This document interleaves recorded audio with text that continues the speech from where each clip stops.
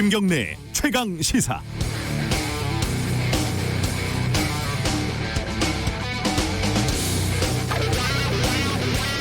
어제 고 박원순 시장의 연결식이 끝난 뒤에 성추행 고소인 측의 기자회견이 있었습니다. 같은 기자회견을 듣고 극단적으로 상반된 반응이 나올 수 있다는 것이 저로서는 무척 놀라운 일이었지만, 무엇보다 정치적인 해석이 우선하는 2020년 대한민국에서는 그리 예외적인 일은 아니겠죠. 구체적인 사실에 대한 진위를 가리는 데는 시간이 좀 더 필요하겠지만, 이럴 때는 조사가 가능한 부분이 무엇인지, 그리고 지금 조사하는 것이 의미가 있는 부분이 무엇인지 가려보는 것이 현실적일 겁니다. 먼저 고소를 하기 전에도 서울시 내부에 피해를 호소했고 부서 이동을 요청했는데 그럴 사람이 아니다, 실수로 받아들이라는 식의 반응뿐이었다라는 주장. 이게 사실이라면요, 서울시 내부에 그 성추행 관련 사건 시스템이 작동하지 않고 있다는 거 아니겠습니까? 이 시스템이 미리 작동했다면 박 시장의 죽음은 피할 수 있었을지도 모릅니다. 또 하나는 고소가 이뤄진 직후에 관련 사실이 피고소인에게 어떻게 전달이 됐냐는 점입니다. 청와대까지 보고가 된 것은 사실이지만 청와대는 통보하지 않았다는 입장입니다. 그러면은 어디선가 고소 내용이 유출이 됐다는 것인데, 수사상 보안이 지켜지지 않았다는 점도 중요하지만 이 부분도 박 시장의 죽음과 연결되는 측면이 있습니다. 경찰은 성추행에 대한 공소권이 없다고 결론을 내렸지만 그와 관계없이 규명이 필요한 부분은 분명히 있습니다. 7월 14일 화요일 김경래의 최강시사 시작합니다.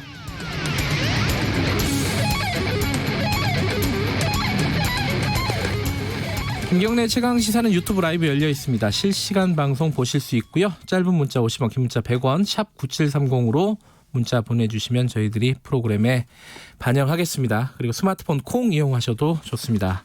오늘 1부에서는요, 성범죄 관련된 변호를 많이 맡았던 분이죠. 이은희 변호사와 함께 박원순 시장 관련된 얘기들 조금 더 해보겠습니다.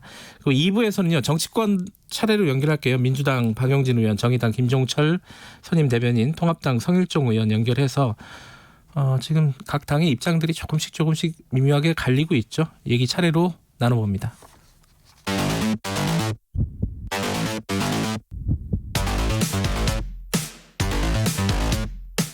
오늘 아침 가장 뜨거운 뉴스 언박싱. 네, 오늘 아침 가장 뜨거운 뉴스 언박싱 시작하겠습니다. 고발뉴스 민동기 기자 나와 있습니다. 안녕하세요. 안녕하십니까. KBS 김양순 기자 나와 있습니다. 안녕하세요.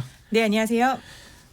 어제 상황들 좀 정리를 해보죠. 어제 연결식이 치러졌고, 소박하고 좀 코로나 상황 고려해가지고 온라인으로 진행이 됐고요. 그 이후에 그 고소인 측이죠. 고소인 측 그리고 여성 단체들이 같이 기자회견을 열었습니다. 기자회견 내용부터 민동기 기자 간단하게 좀 정리하고 얘기 나눠볼까요? 김재련 변호사가 박원순 시장에 의해서 4년 동안 위력에 의한 성추행이 지속이 됐고 피해자가 다른 부서로 발령된 뒤에도 이어졌다. 네. 시장 집무실 내 침실에서 신체적 접촉, 음란한 사진 전송, 비밀 대화방 초대 등의 성폭력이 발생했다, 이렇게 주장을 했고요. 이미경 한국성폭력 상담소 소장은 피해자가 서울시 내부에 도움을 요청을 했지만 단순한 실수로 받아들이라고 하거나 피해를 사소화하는 등의 반응이 이어져서 더 이상 피해가 있다는 말조차 할 수 없는 상황이었다. 네. 어제 기자회견에서 이같이 밝혔습니다. 여성단체들은 박원순 시장이 지금 망인이 되어서 형사고소를 더 이상 진행할 수 없는 상황이지만 전형적인 위력 내 성추행 사건을 진상규명 없이 넘어갈 수 없다, 이런 입장을 밝혔는데요. 여성단체들은 다음 주에 추가 기자회견을 열겠다고 밝혔습니다. 이게 이제 진상규명을 어디서 어떻게 해야 되느냐, 이건데 경찰은 일단은 공소권 없음으로 결론을 내린 거고. 그렇죠. 그럼 어디서 하게 되는 건가요, 이거는? 네, 일단 경찰은 박 시장이 사망했으니까 망인이니까 이제 당사자가 없는 거잖아요.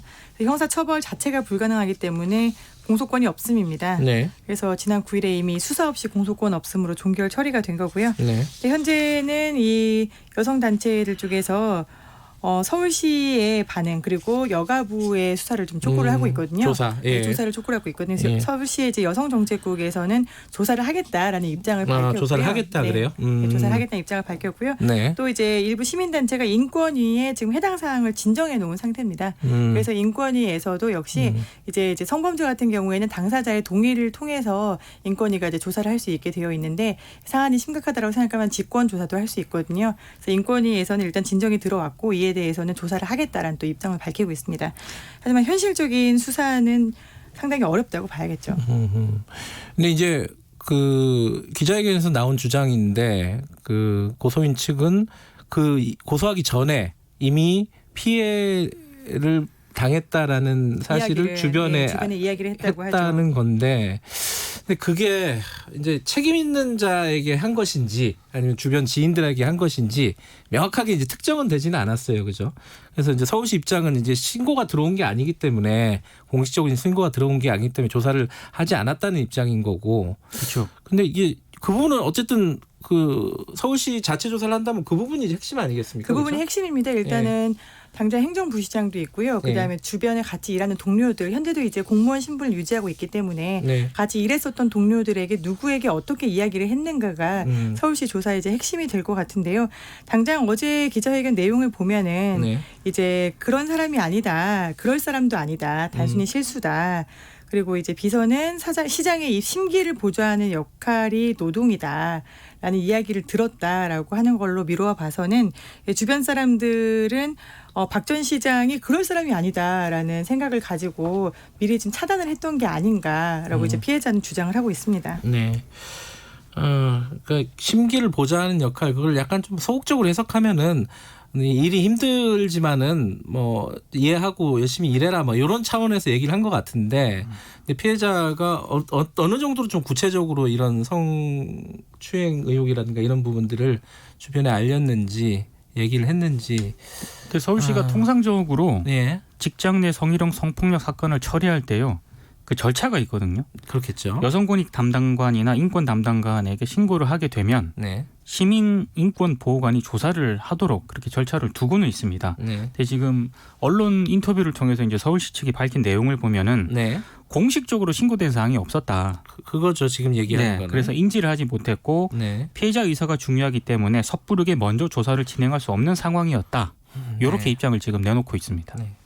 이거는 서울시나 여가부나 뭐 인권이나 네. 어디든 정확하게 조사를 할 내용이고 또 하나는 이게 앞으로 더 시끄러울 것 같은데 경찰에 일단 고소를 하지 않았습니까? 그렇죠. 그 숨지기 전날이니까 수요일이죠, 수요일. 네, 수요일 저녁부터 조사를 네, 받았죠. 조사를 했고, 근데 그 부분이 청와대 보고 올라간 것까지는 확인된 거잖아요, 그죠? 그렇죠. 그건 통상적인 절차라는 거고, 그죠? 그런데 박원순 시장에게 누가 어떻게 알렸느냐? 그게 지금 입장이 지금 나뉘거든요. 예. 그러니까 서울지방경찰청은 통상적인 절차에 따라서 상부인 경찰청에 고소 접수 사실을 보고를 했다. 네, 거기까지는 다 인정되는 부분이고요. 그렇죠. 그리고 예. 경찰청 측은 이 광역자치단체장이 업무상 위력에 의한 강제추행에 대한 고소 사건이 접수됐다는 보고를 자신들이 받고 네, 청와대 국정상황실에 보고했다고 입장을 밝혔습니다. 그러니까 이게 왜 그랬냐면 네, 대통령령에 청와대 비서실 업무 등에 관한 규정이 있기 때문에 각 부처의 중요 사건은 보고를 한다. 이건 통상적인 절차다. 이렇게 이제 경찰청이 설명을 했는데요. 이것 때문에 일각에서는 청와대가 서울시에 고소 사실을 흘린 것 아니냐 이런 의혹을 제기를 하고 있습니다. 그런데 청와대가 어제 이걸 전면 부인을 했거든요. 강민석 청와대 대변인이 박원순 시장이 9일 새벽 청와대 통보로 피소 사실을 알게 됐다는 일부 언론의 보도는 사실 무근이다. 네. 청와대는 관련 내용을 통보한 사실이 전혀 없다. 이런 입장을 밝혔습니다. 이게 사실은 꽤 보안을 유지하면서 보고가 됐을 거예요. 이게 그렇죠. 중대한 사건이기 때문에 네. 그러면은 그렇게 이제 유출된 경위를 따져 본다면 그렇게 어려운 조사는 아닐 것 같은데 이 부분은 이제 야당 쪽에서도 그렇고 굉장히 시끄러워질 가능성이 높습니다. 이 그렇습니다. 부분은. 그죠? 국가 시스템에 대한 문제이기 때문에 예. 이제 정말 어렵게 고민을 해서 서울시장에 대한 고소를 접수를 했는데 이게 국가 시스템에 의해서 결국 본인에게 곧바로 전달되는 상황을 피해자가 알게 됐다면은 그래서 사실은 어제도 기자회견에 나왔다라는 이야기를 했던 거거든요.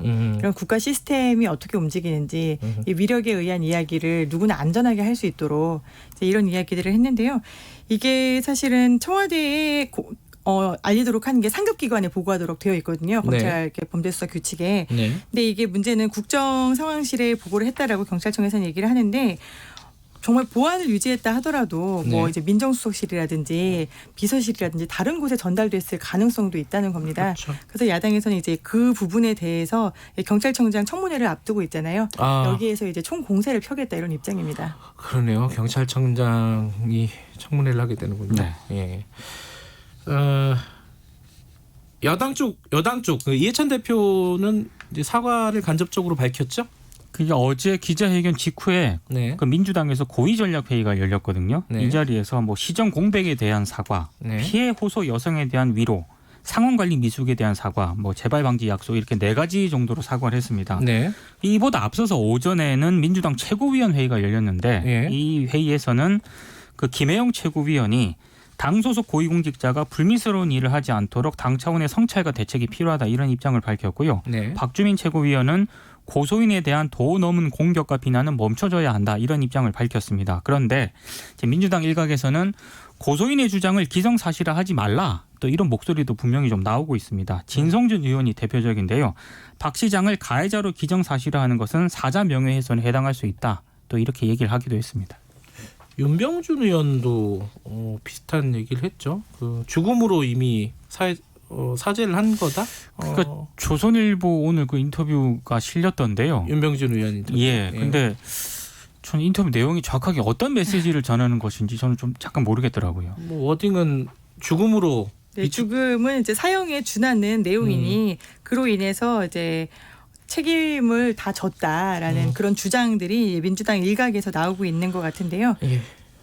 이건 뭐 어제 기자회견과는 좀 상반되는 얘기고. 이 얘기는 뭐 여기까지 하고 오늘 2부에서요.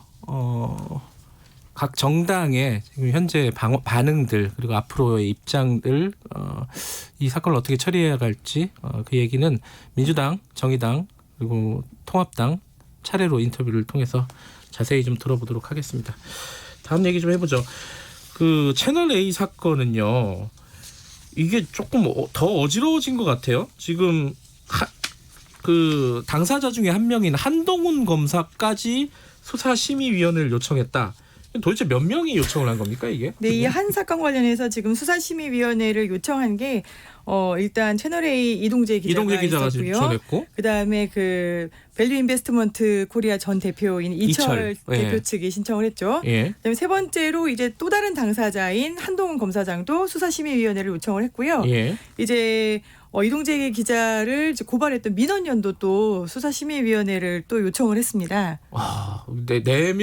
네 기관과 개인이 수사심의위원회를 했다. 여기에 또 하나 더 있는데요. 네, 이 지모 씨, 그러니까 제보자 X죠. 예. 이분을 이전 기자의 업무를 방해한 혐의로 법치주의 바로 세우기 행동연대라는 곳이 또 고발을 했거든요. 거긴 또 법세련하고 또 다른 건가요? 또 다른 곳입니다. 네. 예. 네, 여기에서도 또 검찰 수사심의위원회 소집을 요청해서요. 모두 5건의 심의위 요청이 들어와 있습니다. 지금 그러면 5건을 다 해야 되는 거예요? 어떻게 되는 거예요 이게? 다 할 것 같지는 않고요. 일단 이동재 전 채널A 기자가 수사심의 소집을 신청을 했잖아요. 예. 근데 이게 받아들여지지 않았습니다. 예. 어제 서울중앙지검 부의심의위원회에서 수사심의위를 소집하지 않기로 결정을 했거든요. 예. 그러니까 왜 이런 판단을 내렸냐면 수사심의위가 이미 소집이 된 상황이지 않습니까? 네. 그래서 이철 대표 측에서 네. 이게 소집이 되어 있죠. 그러니까 이 자리에서 이동재 전 기자 측도 의견을 진술할 기회가 있거든요. 그러니까 이거 굳이 반복적으로 할 필요가 없다 이런 판단을 좀 한 것 같습니다. 다 병합하면 되겠네요. 네, 그래서 이제 한동훈 검사장이 수심위를 요청한 것도 역시 이제 같이 병합되지 않을까라고 생각을 하고 있는데 한동훈 검사장은 이렇게 밝혔어요. 어제 공정한 수사를 기대하기 어려운 현재 상황에 대해서 대단히 안타깝다. 이거는 지금 특정 세력이 과거 특정 수사에 대해 특정이 2번 나옵니다. 특정 수사에 대해서 보복을 하고 총선에 영향을 미치기 위해서 제보자 X를 내세워서 가짜 로비 제보 명단을 미끼로 기자를 현혹하고 나를 끌어들여서 유도하려다가 실패한 사건이다라고 이야기를 했습니다. 그래서 보면은 한동훈 검사장은 지속적으로 이 이동재 기자가 당한 거다. 함정에 빠졌다. 그리고 그 과정에 나도 이용됐다라고 이제 주장을 하고 있거든요. 네. 녹취록을 보면 그도 그럴 것이 두 분 사이가 서로 이렇게 도와주는 관계입니다. 더 해봐, 나를 팔아라고 한다거나 이제 이동재 기자는 유시민을 치길 원하는 거 아닙니까라고 한다거나 해서 이게 보면은 한동훈 검사장과 이동재 그러니까 채널A 전 기자 측의 입장은 상당 부분 좀 일치되어 있습니다. 어찌됐든 수사심의가 끝나야지 본격적으로 다시 수사가 재개되는 상황인 거죠. 지금 상황은. 그렇습니다. 그렇죠. 원래 이제 추미애 장관하고 윤석열 총장이 좀 갈등을 벌였었는데 일단 일단락되는 분위기였잖아요. 예. 그래서 이제 수사가 좀 본격적으로 진행되지 않을까라고 예상을 했었는데 예. 심의가 일단 마무리가 돼야 검찰 수사가 정상화가 될 것으로 보입니다. 이게 지금 중앙지검에서 그러니까 독립적으로 수사를 할 수 있게 해달라라는 거에서 시작이 돼서 이제 윤추 갈등까지 번졌던 거 아닙니까? 그런데 이 수사심의위원회가 끝나야지 또 중앙지검이 수사를 할 수 있는 거예요. 그렇죠. 결국에는. 예. 제가 이름을 잘못 말했네요. 아까 박원순 시장 관련된 인터뷰를 조선일보가 했다는 게 윤준병 의원인데 제가 네네. 윤병준 의원이라고. 아 그래요? 예. 윤병준은 그냥 아는 사람입니다. 제가 개인적으로. 예, 죄송합니다. 윤준병 의원이었습니다. 어쨌든 수사심의위원회가 끝나야지 수사가 진행이 된다. 이건 뭐 이렇게 대단한 사건이라고 이렇게 오래 끄는지 모르겠지만은 어쨌든 절차는 이렇게 진행이 되겠네요. 마지막으로 어제 그 얘기 좀 잠깐 해보죠. 공수처장 후보가 추천이 됐는데 여당에서 한 명이 자진 사퇴를 했어요. 이건 왜 그런 거죠? 그러니까 민주당이 김종철 연세대 법학전문대학원 교수하고요. 네. 장성근 전 경기중앙변호사회 회장을 최종 선정을 했는데 네. 근데 장성근 전 회장이 텔레그램 N번방 사건 조주빈의 공범인 그 강모 씨가 있거든요. 네. 변호를 맡은 사실이 좀 알려져서 네. 한나절도 안 돼가지고 사퇴를 했습니다. 그러니까 강모 씨와 부모와의 오랜 인연으로 사건을 수임했다는 게 장 전 회장의 설명인데요. 좀 검증을 좀 부실한 것 하게 한 것 아니냐 이런 비판이 좀 제기가 됐고 당 추천위원회인 백혜련 위원장도 사건 수임 같은 경우에는 당사자가 공개하지 않는 한 인지하기 어렵지만 네. 초대 공수처장 후보 추천위원회라는 상징성과 무게를 감안할 때 부족한 부분이 있었다면서 유감을 표시를 했습니다. 그러면 새로 또 추천을 해야 되는 거고. 그렇습니다. 그렇죠. 근데 원래 추천위원회는 여야가 같이 해가지고 추천하는 거 아니었어요? 그게 여당이 아니었구나. 2명, 야당이 2명 이렇게 신청하게 되어 있고요. 이제 네. 추천하고 나머지는 이제 법무부 장관, 뭐 이제 법원행정처장 이런 게 당연직으로 들어가 있습니다. 예. 근데 네. 야당은 지금 추천위원이 없는 없죠. 거잖아요. 그렇죠. 네. 그 야당 보고 지금 추천을 좀 해달라 계속 요구를 하고 있는 거고 네. 지금 안 하고 있는 상황이고. 네. 이것도 시간이 많이 걸리겠네요. 오래 그렇죠? 걸릴 것 같습니다. 예. 이것도 결국은 또 성범죄 관련된 N번방 사건과 관련된 또 얘기 때문에 한 명이 좀 자진 사퇴한 거고. 요새는 참 어지럽습니다. 사건들이 전부 다. 원래 이 공수처 시한이 내일이잖아요. 네. 법적으로는. 근데 이제 그런가요 벌써? 네, 내일이 예, 7월 15일입니다. 예. 민주당이 예. 이미 7월 15일은 불가능한데 너무 압박감을 알겠습니다. 가졌던 것 같습니다. 여기까지 들어야겠습니다. 고맙습니다. 고맙습니다. 고맙습니다. 뉴스 언박싱 고발뉴스 민노기 기자, KBS 김양순 기자였습니다. 지금 시각은 7시 38분입니다. KBS 날씨 정보입니다. 비구름대가 남동쪽으로 빠져나가면서 북서쪽부터 비가 그치겠습니다. 아침 9시 무렵에는 서울, 경기, 인천 대부분 지금 약한 비나 빗방울 떨어지는데 그치겠고요. 남부와 강원 영동은 오후까지 5에서 30mm, 남해안도 밤까지 좀 더 비가 이어지겠습니다. 내일과 모레는 소나기 예보만 들어있고요. 이후로 비는 토요일 전남과 제주를 시작으로 일요일 전국에 다시 오겠고요. 다음 주 월요일부터 금요일 사이에는 제주를 뺀 전국에 길게 피해보 들어 있습니다. 한편 미세먼지 농도 내일까지 아주 무난하고요. 낮 더위는 내일부터 주로 중서부 지역으로 28도 안팎의 더위로 시작이 됩니다. 오늘까지는 선선하겠고 서울, 광주, 제주 24도 등 전국이 20도에서 25도 분포 보이겠습니다. 지금 서울 기온 17.8도, 사흘간 서울에 62mm의 비가 왔습니다. 기상정보 최용우였고요. 이 시각 교통 상황 KBS 교통정보센터 오수미 씨가 정리해드립니다. 네, 이 시각 교통정보입니다. 오늘 아침 출근길도 빗길에 사고 소식이 계속해서 들어옵니다. 경부고속도로는 서울 방향으로만 3건의 사고가 있는데요. 먼저 회덕 분기점 진출로에서 승용차 사고가 났고요. 또 언양 분기점 울산 방향 진출로 갓길에서도 화물차 사고가 발생해 전면 차단을 하고 수습하고 있습니다. 미리 서울산 나들목으로 우회를 하셔야겠습니다. 그리고 금호 분기점 진출로에서도 화물차 관련한 사고의 여파로 정체가 되고 있습니다. 지금까지 KBS 교통정보센터였습니다. 김경래의 최강시사는 여러분의 참여를 기다립니다. 샵 9730으로 문자메시지를 보내주세요. 짧은 문자 50원, 긴 문자 100원. 콩으로는 무료로 참여하실 수 있습니다. 네, 박원순 서울시장으로부터 성추행을 당했다고 고소한 전직 비서 측의 기자회견이 어제 열렸습니다. 비서로 재직한 4년 동안 성추행이 있었다 이렇게 밝혔고요. 여러 가지 내용들이 있습니다. 성범죄 사건을 많이 맡아오신 분입니다. 이은희 변호사와 함께 관련 얘기 좀 나눠보겠습니다. 변호사님 안녕하세요. 안녕하세요. 네, 어제 기자회견 보셨죠? 예, 맞습니다. 예, 고소 내용들이 이렇게 좀 구체적으로 좀 적시가 됐어요. 네네. 어떤 부분들을 좀 주목해서 보셨나요, 변호사님께서는?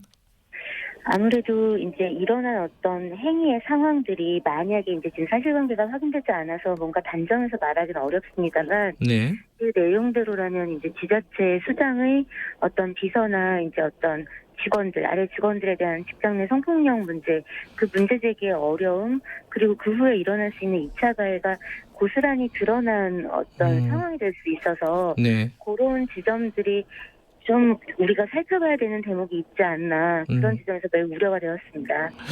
어제가 사실은 고 박원순 시장 연결식이 있었던 날입니다. 그래서 장례위원회에서는 이 기자회견을 좀 재고해달라 이렇게 네. 요청도 하긴 했는데, 네네. 이 어제 시점에서 이 기자회견이 필요한 시점이었다고 보십니까? 이게 사실 이제 피해자분들을 많이 변호를 해보셔가지고 그 심정이라든지 그걸 잘 아실 거잖아요. 어떻게 보세요, 이 부분은? 그 시점이 꼭 필요했냐의 문제보다도, 네. 이 즈음에 지금 피해자가 이런 기자회견을 할 만한 상황은 있었는가를 일단 봐야 하는데, 네. 애도 자체가 이제 사람의 사망에 대한 애도 자체를 가지고 뭐 그 자체가 2차 가해라고 본다던가, 네. 혹은 진상을 규명해야 된다라는 목소리 자체를 가지고 애도를 안 한다라고 볼 수 없는 것처럼, 네.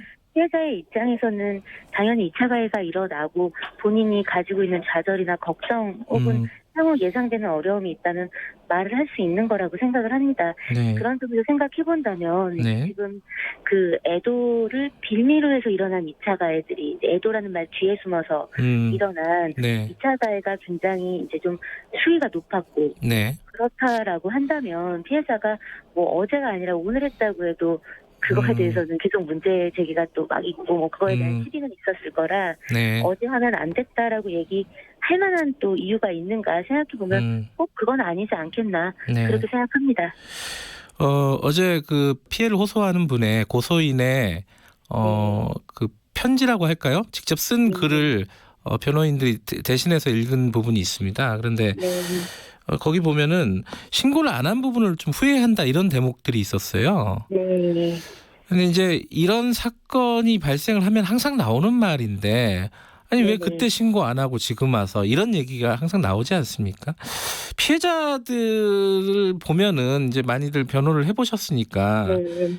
이게 당시 이제 신고를 못한 이유, 이거 좀 설명을 해주신다면 그 심리 상태라든가 좀 말씀을 좀 듣고 싶네요. 이제 어떤 가해자가 극단적인 선택을 보통 하는 경우에 일반적으로 네. 사람들이 이제 피해자 때문에 지금 시끄러워졌다 이제 이런 식으로 생각을 하는 경향이 있습니다. 아직까지 네. 우리 사회가. 네. 근데 그 이유는 지금 뭔가 조용하고 안정된 상태를 뭔가 누군가 발언함으로써 해쳤다 이제 이렇게 느끼기 때문이거든요. 네. 근데 그건 뭐냐면 사람은 누구나 좀 안정된 상태에서 살고 싶어하는 성향이 있는 거죠. 그거를 피해자라고 해서 예외인 건 아닙니다. 그러니까 어떠냐면 이게 삶의 현장이고 노동의 현장이고 네. 그러니까 이제 내가 조금 참으면 내가 조금 피하면 이 문제가 시간이 지나면 조금 이 피해가 완화될 수 있지 않을까라는 네. 바람 그리고 그 바람 위에 내가 이 문제를 제기하면 잘 해결될까라는 걱정과 두려움 이걸 문제 제기하고 난 다음에 이 삶이 다 엉망진창이 되면 어떡하지라는 막막함 이런 게 이제 뒤섞여 있는 거죠. 네. 그러다 보니까 통상 이제 문제 제기할 때까지 좀 시간이 걸리고 네. 그리고 이제 문제 제기를 하면 또 이런 논란에 휩싸이고 이제 이런 것들은 계속 반복되고 있는 상황입니다. 지금 경찰 같은 경우에는 이번 사건을 박원순 시장의 죽음으로 공소권 없음으로 결론을 내렸습니다. 네. 이러면 이제 수사를 안 하게 되는 거잖아요. 네네 수사를 못 하는 거죠. 네. 원래 이게 통상적인 건가요? 이런 경우는? 예, 그렇습니다. 왜냐하면 이제 고소인이 사망한 경우라면 네. 고소인이 문제 제기를 해놓고 간 어떤 뭐 고소장이라든가 뭐 제출한 자료가 있는 상황에서 고소인만 사망을 한 거니 네. 그 다음 수사를 진행하면 되는데 네. 이제 이 피고소인이 사망을 한 경우에는 피고소인에 대해서 기소를 어차피 할 수가 없잖아요. 네. 그러니까 지금 공소권 없음이라는 말은 그러니까 피고소인이 사망하게 되면 기소를 할 수가 없고요. 수사를 만약에 했어요. 그런데 네. 혐의점이 있어서 기소를 해야 된다. 네. 그런데 기소를 할 사람이 없는 거예요. 그러니까 기소를 할 수도 없고. 그런데 그 이전에 뭔가 이제 고소인이 제기한 문제에 대해서 어떤 피의자의 방어권이 이제 발동돼서 본인의 어떤 입장이라든가 그때의 상황에 대한 변이 하나도 나오지 않은 상황이잖아요. 네. 그러니까 수사도 제대로 이루어질 수가 없는 상황이기 때문에 네. 형사소송법상 그 부분에 대해서 공소권 없음으로 처분하도록 법에서 의율하고 있습니다. 이번 사건이 뭐 특별히 예외인 경우가 아닙니다. 그런데 지금 어제 기자회견에서 보면은 진상규명은 꼭 필요하다 이런 입장이었어요. 그럼 어떤 방식이 가능할까요? 지금 상황에서는? 사실상 수사기관에서 수사를 계속 할 수 있을지에 대해서는 의문도 있고 네. 법 절차의 한계도 있기 때문에 네. 서울시 인권감독관이라든가 네. 아니면 국가인권위원회라든가 이런 비사법적 기구 그렇지만 이제 그런 것들을 의율하고 사회적으로 들여다볼 의무가 있다든가 혹은 그 고소인 피고소인이 소속되어 있었던 조직 네. 안에서 있었던 기구에서 이 부분에 대해서는 어쨌든 객관적인 증거들로 확인할 수 있는 부분들까지는 좀 들여다보고 그 부분에 대해서 좀 입장을 표명해 주는 게 필요하지 않을까라는 생각이 듭니다. 이 어떤 기관에서든지 만약에 이런 진상조사가 이루어진다면은 서울시 차원이 됐든 어떤 부분에서 주목을 좀 해야 될까요? 예컨대 이게 성추행을 했냐 안 했냐 이 부분만 있는 건 아니잖아요, 그죠? 네, 그렇습니다. 사실 이제 지금 같은 상황에서 어떤 성추행이 있었느냐 혹은 그러니까 고소인이 주장하는 어떤 신체적 접촉 네. 이런 부분들은 사실상 확인하기 어려운 상황이 되었고요. 네. 다만 이제 양자의 핸드폰 같은 데 남아있을 수 있는 어떤 텔레그램이라든가 SNS 자료 혹은 만약에 이제 그 디지털 포렌식 복원을 했을 때 나올 수 있는 사진 같은 것들이 확인이 된다면 네. 그 내용 자체가 부적절한 것이라는 그런 것들은 객관적으로 확인할 수 있는 사실들이고 네. 그런 부분들이 부적절했다면 네. 그 부분에 대해서는 그걸 소명했던 기관에서 이런 부분들이 나왔고 이런 것들은 피해자의 입장에서 문제 제기할 만한 상황이었다라고 본다. 그런 부분에서 이 문제 제기 자체에 대해서 이 문제 제기를 한 당사자에게 계속해서 가해하는 행위를 사회가 해서는 안 된다 같은 그런 부분들은 좀 표명할 수 있지 않을까. 그리고 이제 지금 고소인의 말로는 네.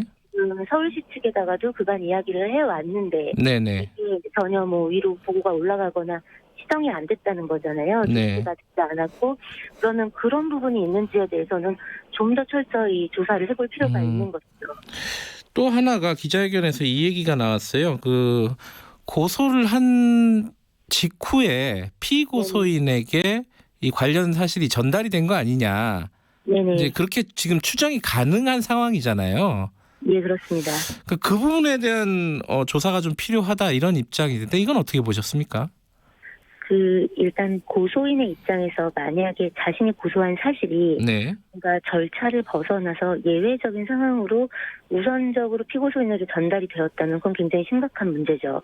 왜냐하면 그저 고소된 사실만 전달이 된 건지 네. 아니면 고소를 하면서 제출한 증거라든가 고소인의 진술이 같이 전달이 됐는지 모르잖아요. 네. 일단 수사 공정성의 부분에서 어떤 고소인의 입장에서는 내가 공정한 수사와 판단을 받게 될 것이다라는 것들을 신뢰하기 어려운 상황이 펼쳐지는 부분도 있고 네. 이런 것들이 또 이제 우선 알려지면 피고소인 입장에서 증거인멸 같은 걸 할 수도 있는 건데 그런 부분들이 만약에 알려졌다면 어떤 루트를 통해서 네. 그런 부분들은 굉장히 문제가 있는 겁니다. 그렇기 때문에 철저히 조사해서 네. 그 부분에 대한 책임이 있는 사람이 있다면 그런 정말 상황이 있었다면 그것에 대한 책임은 물어야 마땅하지 않은가 생각합니다. 근데 이게 사실은 이제 공무원 같은 경우에는요, 특히 네네. 경찰에 어떤 사건이 접수되거나 인지되거나 했을 때 그 기관에 통보를 하게 돼 있잖아요.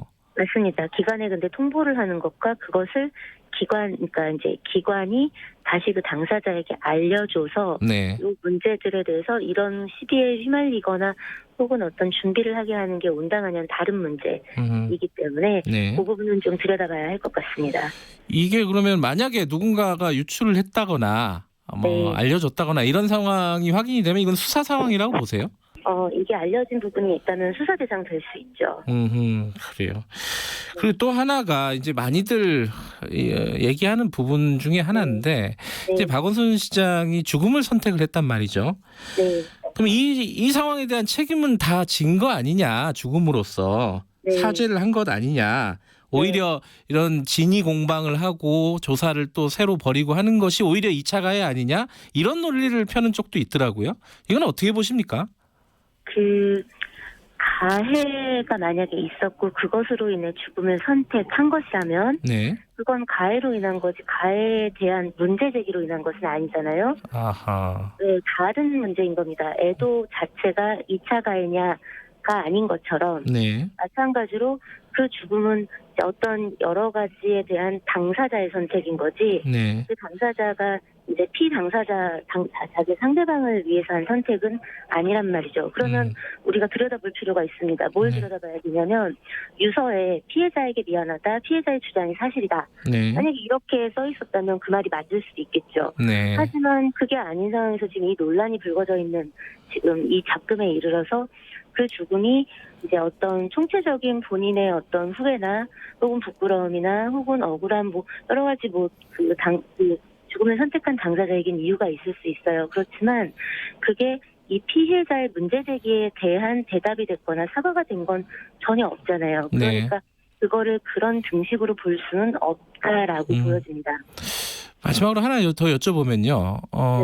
이게 이제 좀 가혹할 수는 있는데 일부에서는 아니 과거에 벌어졌던 여러 가지 이제 미투 사건들처럼 왜 피해자가 당당하게 나서지 못하느냐.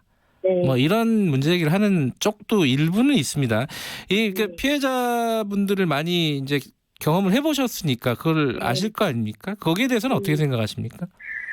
피해자의 특수성도 있어요. 개별적 성향 같은 것도 있지만 마찬가지로 그 피해자가 문제 제기한 상대방이 어떤 사회적 지위에 있느냐의 문제가 연동되어 있을 수 있고 더구나 이제 보면은 지금 피고소인이 사망에 이른 상황이기 때문에 그 비난이 고스란히 지금 고소인의 어깨에 얹어질 수밖에 없는 지금 그런 분위기가 있는 상황에서 지금 이 고소인이 나서서 얼굴이나 이름을 드러내는 게 쉬울 것인가? 저는 그건 어렵지 않았겠나 누구라도 그렇게 생각합니다. 네, 알겠습니다. 오늘 말씀 여기까지 드릴게요. 고맙습니다. 감사합니다. 지금까지 성범죄 관련 사건을 많이 담당해 오신 이은희 변호사와 얘기 나눠봤습니다. 네, 김경래의 최강시사 1부는 여기까지 하죠. 그리고 2부에서는요. 박원순 시장의 죽음이 남긴 과제들 각 당 연결해서 차례로 좀 들어볼게요. 민주당, 정의당, 통합당 차례로 연결합니다. 잠시 후 8시에 뵙겠습니다. 아, 시원해. 엄마, 에어컨은 왜 시원해요? 그건 냉매라는 물질 덕분이야. 그럼 냉장고는 왜 차가워요? 그것도 냉매 덕분이지. 하지만 공기로 새 나가면 지구를 아프게 하는 온실가스가 된대요. 냉매 관리 잘하면 여름이 시원? 시원해. 냉매 관리 잘하면 음식이 신선? 신선해. 냉매 관리 잘하면 시원하고 신선해. 우리 모두 냉매 관리합시다. 냉매 관리는 기후변화 대응 정책과 함께합니다. 우리 모두 냉매 관리 잘해요. 환경부 한국환경공단. 안녕하세요. 대한치과교정학회 회장 김경호입니다. 우리 아이도 주걱턱이나 무턱, 덧니가 있을까 걱정되시나요? 교정치료가 필요할지, 시기는 언제가 좋을지 고민이라면 7세부터 교정검진을 받아보세요. 7살이 되면 적절한 교정치료 시기를 확인할 수 있고 치료를 통해 발치압 수술 가능성을 낮추며 올바른 구강위생 관리 습관을 기를 수 있습니다. 이제 교정학회 홈페이지에서 가까운 교정의사를 찾아보세요. 이 캠페인은 대한치과교정학회와 함께합니다. 말 같은 말. 안녕하세요. 강원국입니다. 그야말로 갈등의 시대입니다. 지역 간, 세대와 계층 간 갈등은 물론 같은 목표를 가지고 나아가야 할 한 집단 안에서도 각종 이해득실과 성격 차이로 인해 갈등합니다. 갈등은 피할 수도 없거니와 피하기만 해서도 안 됩니다. 덮어놓는다고 없어지는 것도 아니고요. 물을 휘저어야 불순물이 떠오르고 그걸 걷어낼 수 있지요. 변화를 만들어내려면 어느 정도의 갈등은 불가피합니다. 아하. 귀찮고 골치 아프더라도 갈등을 대화 테이블 위에 올려놓고 소통으로 풀어야 합니다. 그러기 위해서 가장 기본으로 해야 할 일은 정보를 투명하게 공개하는 겁니다. 정보가 막혀 있거나 정보를 가진 사람끼리만 쑥덕거리면 갈등이 눈덩이처럼 불어납니다. 헐뜯기, 뒷담화가 성행하고 흑백 논리와 편가르기가 활개칩니다. 정보가 투명하게 공개되는 바탕 위에서 유연하고 개방적인 분위기를 만들어야 합니다. 그러니까 누구나 자기 의견을 말하고 자유롭게 비판할 수 있어야 합니다. 좋은 게 좋은 것이라는 식의 봉합은 병을 키우고 더 큰 문제를 일으키게 됩니다. 다만 서로 의견을 펼치는 대화 타협의 과정이 감정과 자존심 싸움이 돼서 극한으로 치닫는 치킨 게임이 되지 않도록 주의해야겠지요. 갈등을 풀기 위한 가장 바람직한 방법은 정서적으로 공감하고 서로 배려하는 문화를 만드는 겁니다. 이런 문화에서는 구성원들이 가치를 공유합니다. 우리가 추구하는 방향이 무엇이고 이런 문제가 생겼을 때는 이렇게 행동하자고 암묵적으로 합의합니다. 이를 바탕으로 각자의 입장 차이를 이해하고 다른 사람의 어려움에도 깊이 공감합니다. 당연히 갈등이 생겼을 땐 양보와 합의를 통해 효율적으로 대처할 수 있게 되지요. 이 시대에 가장 필요한 지도자의 역량은 뭐라고 생각하시나요? 저는 갈등을 조정하고 해결하는 능력이라고 생각합니다. 강원국의 말 같은 말이었습니다.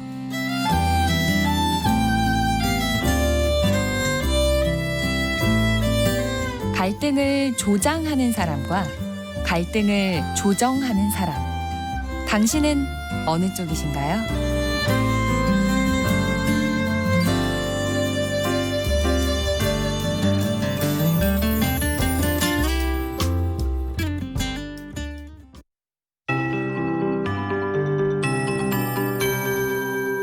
KBS 58분 날씨. 비는 서울, 경기, 강원도의 경우 대부분 오늘 아침에 그치겠습니다. 강원 영동은 좀 다른데요. 남부지방과 함께 오후까지 좀 더 내리겠고요. 주로 남해안은 밤까지 비가 이어지겠습니다. 따라서 예상 강우량도 비나 빗방울 정도인 중부지방은 곧 한두 시간 내에 비가 그치기 때문에 5mm 내외고요. 그 밖에 전국은 5에서 30mm입니다. 제주도의 경우 오늘 밤부터 내일 아침까지 한 차례 비가 더 내리겠습니다.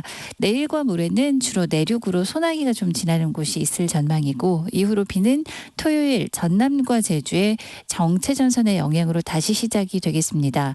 일요일은 전국에 그 다음 주 월요일부터 금요일 사이 쭉 제주를 뺀 전국에 비가 계속 예보돼 있는 상태입니다.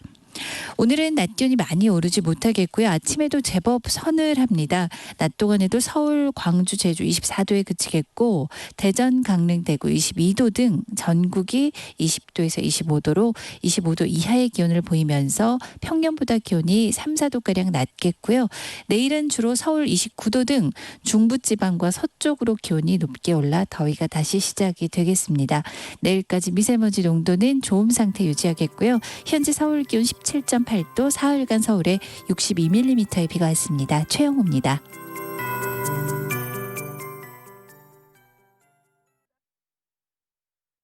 정성을 다하는 국민의 방송 KBS가 8시를 알려드립니다. AM 711kHz, FM 97.3MHz, KBS 1라디오입니다. HLKA.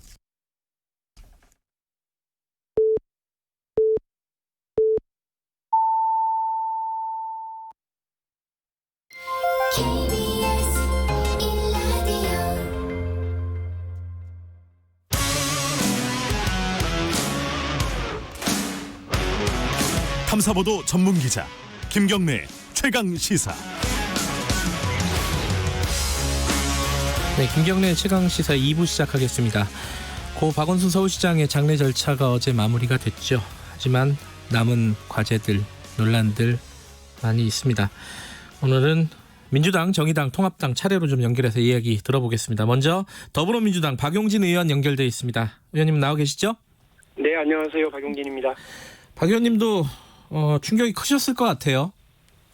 예, 그렇습니다. 고 박원순 시장하고 이전부터 알고 있었던 관계이기도 하고요. 네. 제 지역구인 삼양동 지역에서 한 달 살이 하시면서 많은 이야기도 나누고 했었던 사이라서 네. 이번 일이 매우 충격적으로 다가섭니다. 그런데 어쨌든 정치 지도자, 사회적인 역할을 하시는 분이 아무리 어떤 상황이었는지 짐작은 가겠습니다만 이렇게 극단적 선택을 하시는 것에 대해서는 좀 충격적이기도 하고 실망스럽기도 하고 무책임한 거 아니냐 하는 생각도 들고 그렇습니다. 당내에서도 지금 여러 가지 얘기가 나왔습니다. 이미 장례 도중에서도 지금 이제 장례가 끝나면 이제 이 부분에 대한 여러 가지 얘기들이 더 나올 것 같은데 예를 들어서 추모가 먼저다, 애도가 먼저다 이런 의견도 있는가 하면은 망자에 대한 예의가 먼저다라는 얘기가 있는가 하면은 피해자에 대한 2차 가해 얘기를 꺼내는 사람들도 있고 이 논란을 당 내에서 보시기에 참 힘드셨을 것 같아요. 어떤 마음으로 보셨습니까, 이런 논란을? 다들 힘들고 혼란한 상황이기 때문에 그랬을 거고요. 누구도 예기치 못했던 일이 갑작스럽게 벌어지는 상황이니까. 그러나 분명한 건 우리 사회가 길지는 않습니다만 이런 문제와 관련해서 피해자 중심주의에 서는 것이 맞다. 이건 일정한 어떤 원칙 혹은 사회적 합의가 있다고 저는 생각을 합니다. 특히나 고통받았다는 그 피해자 목소리에 지금이 귀 기울여야 될 시간이 아닌가 싶고요. 장례식의 절차는 이제 끝났지만 피해자 고통과 그 피해 호소가 계속되는 한 이 일이 끝난 건 아니기 때문에 이제 이 문제와 관련해서 우리 사회가 집단적인 어떤 합의에 근거해서 이 하나하나 이제 문제를 해결하고 답을 찾아나가야 될 때가 시작됐다고 생각합니다. 당내에서 그런 의견들도 나오고 있지 않습니까? 이제 이미 죽음으로 사죄를 한 것이다. 더 이상의 얘기는 오히려 2차 가해가 아니냐 이런 얘기들까지 나오는 것 같은데 이건 어떻게 생각하세요? 그 부분은? 좀 다르게 생각하고요. 고통스러운 일이죠.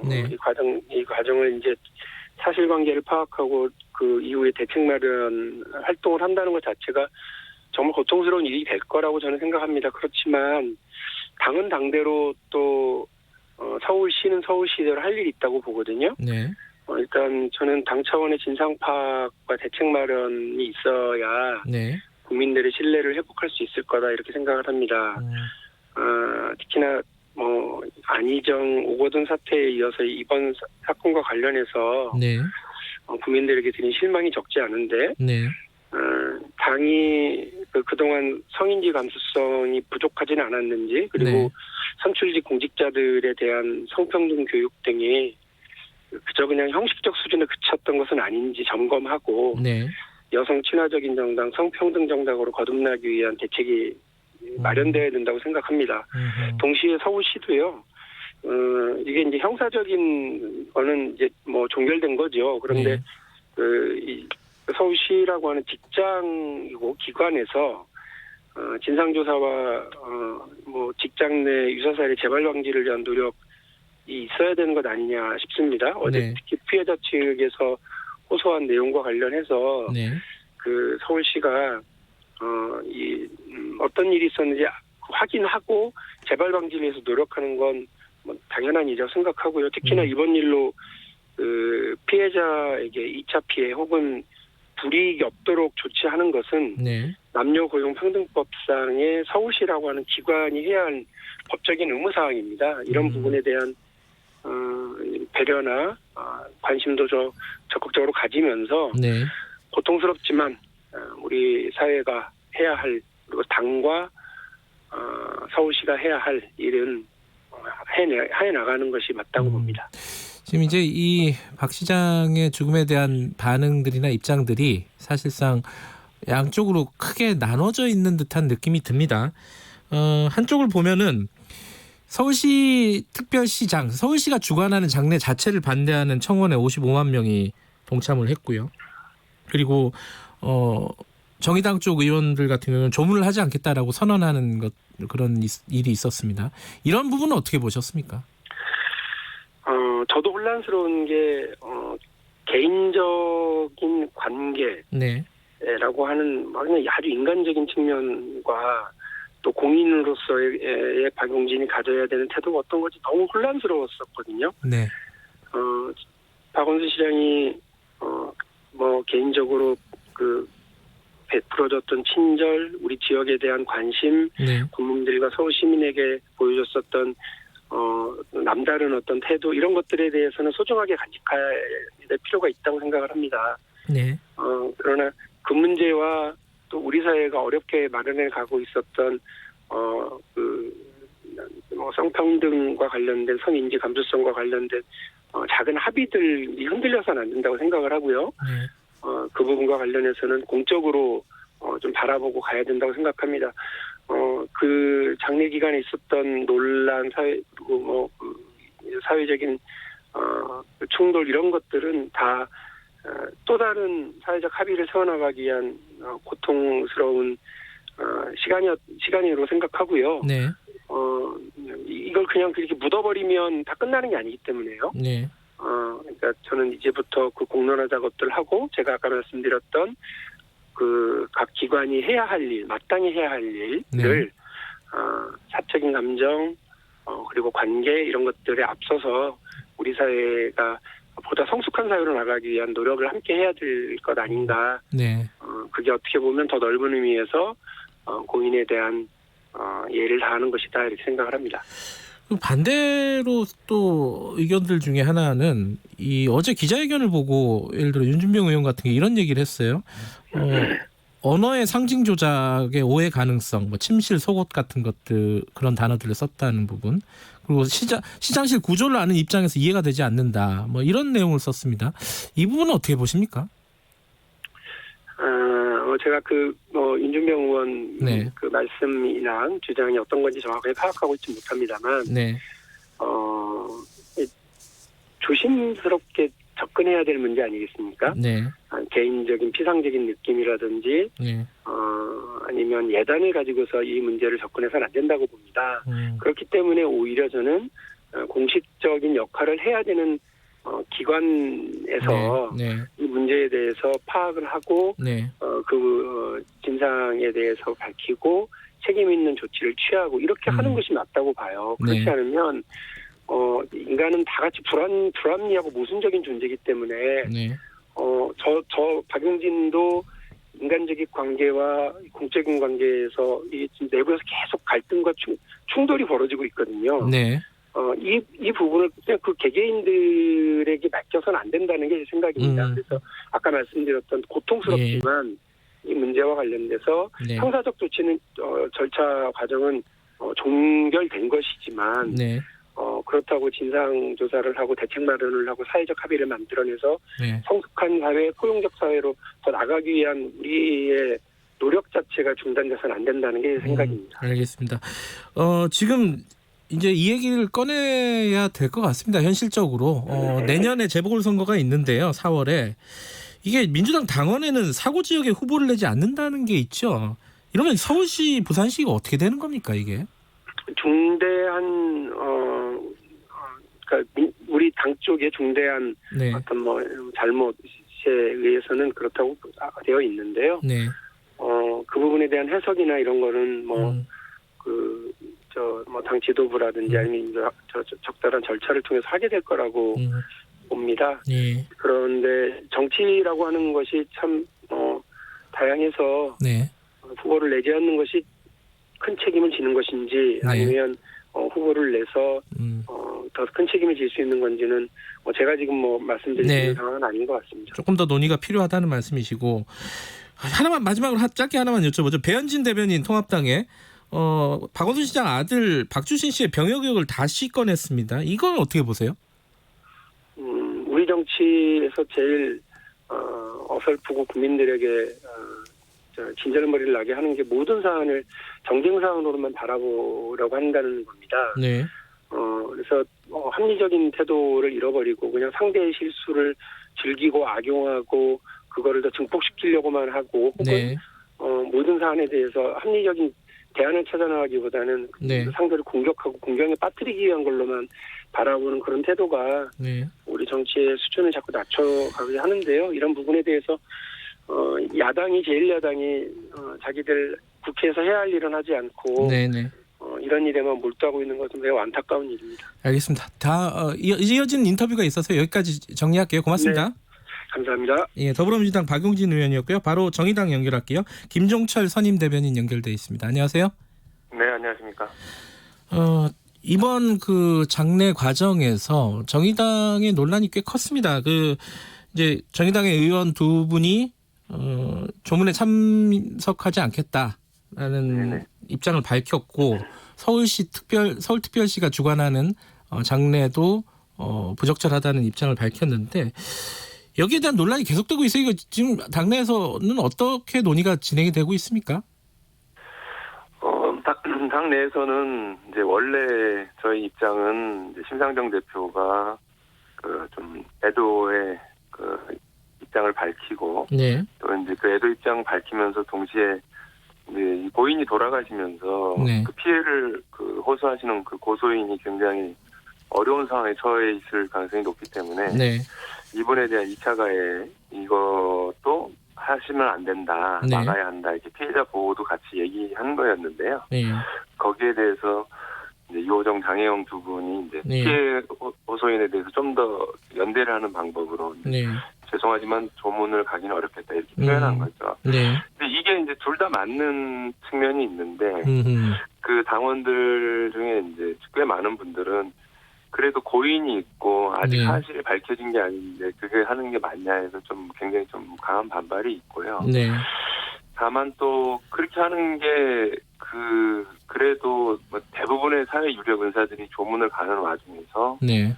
이렇게 한두 분 정도는 그런 입장을 표현해주면서 피해자 문제를 부각시켜주는 것이 그리 잘못된 건 아니지 않느냐 네. 이런 토론들이 있는 상황인 겁니다. 그래서 저희가 볼 때는 이게 네. 완전히 무슨 다른 입장이다라기보다는 네. 좀 어떤 것에 방점을 두느냐 좀 이런 좀 차이가 좀 있었던 것이라고 보고 있는 거죠. 보도를 보면은 일부 당원들이 탈당을 하고 있다, 탈당 러시가 있다, 이런 보도들도 일부 나오고 있던데 실제로는 네. 상황이 어떤가요, 정의당? 네, 탈당하시는 분이 꽤 있습니다. 근데 다만 저희가 생각할 때는 막 어마어마하게 많다. 막 이렇게 그런 정도는 아니고요. 다만 그 수가 어찌됐든 저희로서는 지금까지 당을 같이 해오셨던 분들이 아주 소중한 분들이고요. 그래서 이제 좀 그 당에서는 계속 지금까지 상황과 관련한 걸 한번 그 정리하면서 그 발언을 하려고 하고 그러면서 당원들에게 좀 양해를 구하려고 하고 동시에 또 그 입당하시는 분들도 꽤 많이 있습니다. 그 상대적으로 젊은 분들이 입당을 하는 양상이 좀 있어서 물론 그 탈당하시는 것만큼은 아니지만은 그래도 꽤 많은 수가 입당을 하고 계셔서 그러니까 같은 상황을 같은 지향을 갖고 보는데 좀 어떤 부분에 좀 방점을 두고 보느냐의 차이라고 보지. 그래서 저희 이걸 좀 빨리 수습을 해나갈 계획입니다.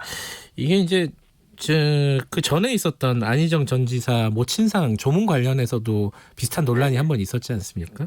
네네네. 그게 있었고 이게 젠더 문제는 아닌데 그 전에 또 조국 사태라고 할까요? 거기에 대한 정의당의 입장과 관련된 문제, 그러니까 여당과의 관계 설정 문제. 이게 뭐 여당과의 관계 설정도 그렇고 젠더 문제도 그렇고 여러 가지로 입장을 좀 정리를 좀 하는 게 좋지 않겠느냐. 이게 뭐 사건이 일어날 때마다 이런 논란이 좀 소모적이지 않느냐라는 생각을 밖에서는 가질 수도 있을 것 같아요. 이거 어떻게 보십니까? 근데 여당하고의 관계 문제는 사실은 이제 저희가 이번 총선 때 비례위성정당 참여 요청이 여당으로 있었지만 저희는 그건 정치 원칙에 안 맞는 데서 참여를 안 하거나 아니면은 이번에 부동산 정책에 대해서 이제 그 정부 정책이 매우 미흡하다 이렇게 지적하거나 이렇게 해서 어떤 정책적으로 우리가 이거 다른 것을 확실하게 딱딱 그어서 가면서 이제 할 계획이고 실제로 그렇게 가고 있는데요. 근데 이런 조문 문제나 이런 거는 항상 그리고 뭐 예의나 이런 부분들이 좀 겹치는 문제가 있어가지고 이게 그 어떤 그런 부분에서 일관된 원칙을 가지긴 좀 힘들다고 보지만은 다만 이 위계한 어떤 성희롱, 성폭력 이런 문제들에 있어서는 우리 사회가 좀 더 그 문제를 심각하게 인식하고 그 부분에 대해서는 이 피해를 호소하는 분이 어떤 입장인가를 굉장히 신중하고 또 그리고 보호하고 또 진상을 더 규명하는 문제에 좀 더 이렇게 열려 있어야 된다. 그런 방향으로 전체가 사회가 가야 된다 이렇게 좀 생각을 하고 있습니다. 어제 그 고소인 측의 기자회견이 있었습니다. 기자회견 보시면서 지금 남은 과제가 핵심이 뭐라고 생각하십니까? 참 어려운 일이긴 합니다. 이게 이제 고소인이 이제 가해자로 지목한 박 시장께서 이제 생존해 계시다면은 이런저런 조사와 수사 이런 걸 통해서 상대방 이제 공방을 보면서 판단할 수가 있을 텐데 돌아가셨기 때문에 다만 남은 과제는 그렇다면 이 피해 호소인 고소인이 그러면 그냥 일방적인 주장을 하고 만 것이냐 이렇게 끝낼 수 있는 문제냐. 그리고 이게 무슨 아주 독특한 케이스가 아니라 이전에도 좀 유사한 사건들이 이제 발생했던. 그러니까 정치뿐만 아니라 뭐 경제, 사회 모든 분야에서 발생해 왔고 또 지금도 발생되고 있다고 볼 수밖에 없는 일들이 있는데 그렇다면은 이 피해 호소인이 주장하는 내용들을 그래도 가능한 선에서 예를 들면 수사기관이 이거는 이런 정도는 확보가 되었다라든가 또는 서울시 차원에서 자체적으로 검증을 해서 이런 문제가 이런 뭐 호소가 있었고 이런 부분들은 좀 제대로 정리가 안 된 것 같다라든가 이렇게 좀 국민들에게 알려드리고 또 피해 호소인에게도 우리가 확인해 본 결과 이런 것 같다라고 답을 하는 것이 저는 마땅하다고 생각합니다. 끝으로 뭐 이번 여러 가지 이제 정의당이 논란을 겪었는데 그 논란의 핵심이 뭔지 듣고 마무리하죠. 본질이 뭐라고 생각하시는지요? 사실은 이 조문이라고 하는 굉장히 좀 인간적이고 한국적인 그런 좀 그런 태도와 하지만 이 문제가 이제 한국에서 좀 추방되고 또 그리고 좀 더 엄격하게 다뤄져야 될 어떤 성희롱, 성폭력 이런 문제하고 연결돼 있는 그런 거라고 생각을 하거든요. 다만 저는 한 사회가 더 앞으로 발전하기 위해서는 그 성희롱, 성폭력이라든가 이런 부분에 있어서 좀 더 엄격하고 그리고 피해자의 목소리에 더 귀를 기울이는 앞서도 말씀드린 그런 측면으로 사회가 발전하는 과정에서의 진통이라고 좀 생각을 하고요. 네. 그 부분이 좀 잘 논의가 됐으면 좋겠습니다. 알겠습니다. 여기까지 듣겠습니다. 고맙습니다. 감사합니다. 정의당의 김종철 선임 대변인이었고요. 미래통합당 연결합니다. 성일종 의원님 나와 계시죠? 네, 안녕하십니까. 성일종 의원입니다. 네, 성일종 의원님도 정치인의 한 사람으로서 이번 사태를 굉장히 충격적으로 받아들이실 것 같아요. 여러 가지 측면에서요. 그렇습니다.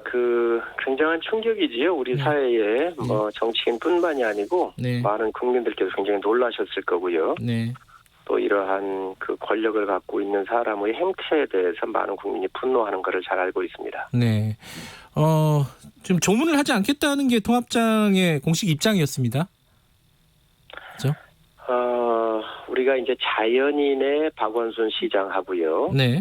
또 공인의 박원순 전 서울시장하고는 좀 틀리죠. 네. 그래서 자연인으로서 활동을 했을 때 인권 변호사, 시민운동가 이런 것으로서는 상당히 많은 일정한 역할이 있었다 이렇게 보고 있고요. 네. 그러나 우리 서울 1,000만이 넘는 서울 시민들에 의해서 선택된 힘을 갖고 있는 서울시장이 그와 여직원에 대한 인권 침해나 또는 성범죄가 있었던 것들에 대해서는 상당히 충격적인 일이죠. 그래서 그 부분을 저희는 분리를 했습니다. 그러면 서울특별시에서 주관하는 장례도 부적절했다고 평가하시나요? 그러면요, 아무래도 자연인 신분으로서는 우리가 애도를 표했지만 서울시장이라고 하는 것은 서울 시민들의 선택을 받은 자리잖아요. 그리고 이게 정말 머슴 같은 자리거든요. 1,000만 명이 넘는 서울 시민들을 섬기는 자리인데 여기에서 갑질에 의한 권력을 갖고 있는 큰 서울시장이 갑질에 의해서 인권 침해나 성범죄가 있었던 사람에 대해서 그에 따르는 여러 가지 본인 결정인데 또 임무를 수행하다가 순직을 했거나 이런 상황이 아니잖아요. 그런 상태에서 국내 세금이 들어가는 부분들에 대해서는 한번 생각해 볼 필요가 있다고 생각을 합니다. 네. 지금 어제 연결식이 마무리가 됐고요. 이제 앞으로는 또 이제 피해자 얘기를 꺼낼 수밖에 없는 거 아니냐. 김종인 비대위원장도 그렇게 밝혔는데 지금 공소권 없음으로 경찰은 일단은 결론을 내렸어요. 그러면 앞으로는 어떤 식으로 이게 진행이 돼야 된다고 보십니까? 공소권 없음이라고 한다면 예를 들면 큰 회사라든가 이런 부분에서 실체가 법인이라든가 이러면 문제가 좀 다른 문제로 갈 수가 있겠지요. 그러나 이거는 피해자가 분명히 존재하고 있고요. 그리고 그 피해자의 인권이라든가 그 피해자가 겪었던 고통 이런 것들에 대해서는 분명히 이 문제가 다시 이게 제대로 평가를 좀 해봐야 된다는 생각을 가지고 있습니다. 특히 민주당에서는 피해자 중심주의를 그동안 늘 주장을 해왔어요. 가해자는 이미 세상에 안 계시지만 피해자는 지금 이제 고통을 호소하고 있고 또 더 큰 문제가 이 피해자가 보완을 요청하면서 경찰에 신청을 고소를 했다는 거지요. 그리고 조사를 새벽까지 받았거든요. 그런데 경찰은 청와대에 보고했다는 거고 그런데 그게 고인한테 이 정보가 들어갔다는 거잖아요. 그래서 어제 피해자의 변호인들이 기자회견도 열었고 그렇다면 경찰이 이러한 피해자가 특별히 보완을 요청까지 했음에도 불구하고 이러한 정보들이 가해자한테 전달되는 그 과정이 경찰에서 전달됐는지 아니면 청와대 보고가 됐다는 것은 확인 다 된 거 아니에요? 또 청와대에서는 고인한테 알려주진 않았다 이렇게 얘기를 하고 있지만 경찰도 지금 알려준 일은 없다라고 이제 부인을 하고 있고요. 이거는 공권력이 이 피해자를 보호하고 있는 거냐 안 보호하고 있는 거냐 정말로 이 국가의 법의 체계가 무너지고 있다라고 생각을 합니다. 그래서 이런 부분들이 이번에 반드시 밝혀져야 된다 이렇게 생각을 하고 있습니다. 근데 그 부분들이 밝혀지려면은 이게 여러 가지 방법이 있을 거 아닙니까? 어떤 방법으로 이제 수사가 되는지 아니면 국회에서 조사를 해야 되는 것인지 어떤 방법으로 그 말씀하신 의혹들은 밝혀져야 된다고 보세요? 다양한 방법이 있을 텐데요. 우선 정부에서 이런 부분에 대해서 지금 피해자가 상당히 억울해하고 있고 정말 피해자의 인권을 또다시 공권력이 또 짓밟은 그런 현상인데 그래서 정부가 알아서 이것을 제대로 아주 명명백백히 이것을 좀 조사해주면 좋겠고요. 그게 안 된다고 한다면 국회 상임위라든지 아니면 국회에 특별한 위원회를 만든다든지 여러 가지 방법을 고민해야 한다고 생각을 하고 있습니다. 그럼 가장 먼저 지금 닥친 게 김창룡 경찰청장 후보자 인사청문회가 있습니다. 예정돼 있습니다. 이때 뭐 구체적인 의혹을 따지겠다는 게 통합당의 입장이신데 이때 좀 이런 질문들이나 이런 것들이 진행이 되겠네요. 뭐 당연히 경찰청장으로서 검증받는 자리니까 또 이 경찰 시스템에 문제가 없는지 그 청문 과정에서 있게 될 거고요. 여기에서 뭐 미진할 거로 보는데 또 여러 가지 다른 형태로도 이게 분명히 점검을 해야 된다고 생각을 하고 있습니다. 반드시 이 부분은 국가는 피해자들을 보호하는 게 생명이잖아요. 신고까지 하고 보완 요청까지도 했음에도 불구하고 이러한 사건에 대해서 가해자한테 전달됐던 것은 어떤 형태로든 그건 반드시 진실이 규명돼야 됩니다. 근데 지금 말씀하신 이제 후보자 청문회 같은 경우는 본인이 당사자는 아니잖아요. 그러나 경찰청장으로서 이미 지명된 상태에서부터 경찰의 모든 업무 보고를 받고 있을 거고요. 또 전임자의 모든 것을 다 받아서 가는 거기 때문에 그 연계성이 있는 것이죠. 현직에 있으면서 그래서 이건 아주 중차대한 문제이고 아주 엄중한 사태이기 때문에 아마 후보자는 이 내용을 다 잘 알고 있을 거라고 생각을 합니다. 이런 파악 능력이 없다 그러면 경찰청장 자격이 없는 것이죠. 수사 상황도 필요하다고 보십니까? 수사를 당연히 해야 되지 않겠습니까? 경찰 스스로 우선 이 사건이 어떻게 이렇게 나갔는지 자체적으로 먼저 저는 진상조사를 그 안에서부터 해야 한다고 생각을 하고요. 또 청와대에 이게 보고가 됐고 청와대는 어떻게 했는지 양쪽 다 지금 부인하고 있지만 이 부분에 대해서는 분명한 조사가 있어야 한다고 생각을 합니다. 그리고 지금 앞서 그 박용진 더불어민주당 의원과 인터뷰를 잠깐 했었는데 그 배현진 대변인 통합당의 배현진 대변인이 고 박원순 시장의 아들 박주신 씨의 병역 의혹을 제기한 부분에 대해서는 좀 부적절하다는 입장을 얘기하셨어요. 어떻게 생각하십니까 이 부분은? 국회의원들은 각각의 헌법기관이기 때문에 다 본인들이 알아서 판단하는 것이고요. 국회의원 활동에 대해서 이 판단은 국민께서 하시는 겁니다. 이거를 뭐 잘했다고는 사람들 있을 수 있고 좀 부적절하다고는 사람도 있을 수 있는데 사건의 본질은 병역 비리가 이제 무혐의 판정을 받았는데 그렇죠. 이 부분을 고인이신 박원순 시장께서 공직선거법 위반이다 이래 해가지고 다시 고발을 한 사건 아니겠어요? 그런데 고발하신 분들이 여러분이 계세요. 핵의학의 아주 전문가도 계시고 또 의사협회장도 계시고 여러분들이 계신데 이분들이 이게 부당하다 해가지고 다시 이제 증인 신청을 한 거지요. 그 증인 신청을 했는데 이제 바로 그 고인의 아드님이신 박주신 씨가 증인 신청이 됐는데 8년 동안 연락도 채택도 안 됐고 연락 두절도 안 됐고 채택은 됐는데 연락이 두절됐고 아예 안 나오신 것이죠. 그러니까 부친의 명예나 또 본인의 명예를 위해서도 아마 이런 기회에 떳떳하게 하면 어떨까 하는 저 개인적인 생각을 가지고 있습니다. 그래요. 이게 이제 민주당 그쪽 박주신 씨 쪽 입장은 이미 할 수 있는 건 다 했다 검증을 또 뭘 하라는 거냐 뭐 이런 입장 아니겠습니까, 그죠? 그 검증 자체가 그 핵의학 전문가나 의사협회장이라는 이런 부분들이 좀 더 실체적이고 구체적으로 현장에서 봤으면 하는 거 아니겠어요? 알겠습니다. 필름이나 이런 것들에 대한 신뢰성에 대해서 더 좀 확실하게 하자는 거 아니겠습니까? 그러니까 그런 부분들은 본인들이 더 명확하게 할 필요가 있다고 생각을 합니다. 마지막으로 짧게요. 부산시장 그리고 서울시장 보궐선거 내년에 있지 않습니까? 이거 민주당이 후보 내야 된다고 생각하세요? 아니면은 어떻게 해야 된다고 생각하세요?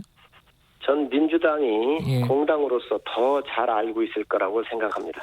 국민에 대한 도리가 어떤 것인지 더 잘 알고 있을 거라고 생각을 합니다. 알겠습니다. 오늘 말씀 여기까지 듣겠습니다. 고맙습니다. 네, 감사합니다. 미래통합당의 성일정 의원이었습니다. 김경래 최강시사 2부는 여기까지 하겠습니다. 3부에서는요. 추적 20분 박원순 시장 관련된 의혹 조금만 더 가보죠. 일부 지역국에서는 해당 지역 방송 보내드립니다.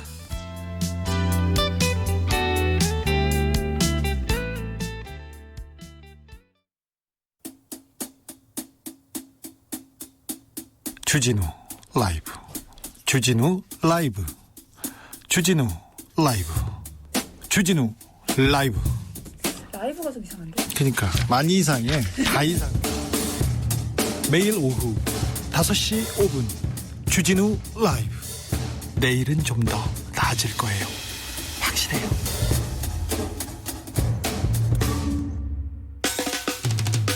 오태훈의 시사본부. 오태훈의 시사본부. 오태훈의 시사본부.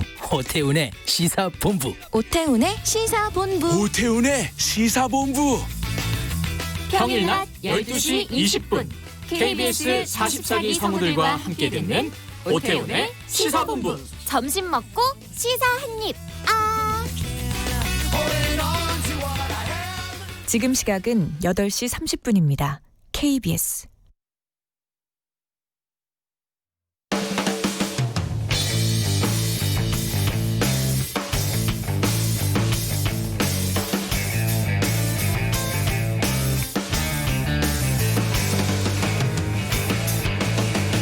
김경래의 최강 시사.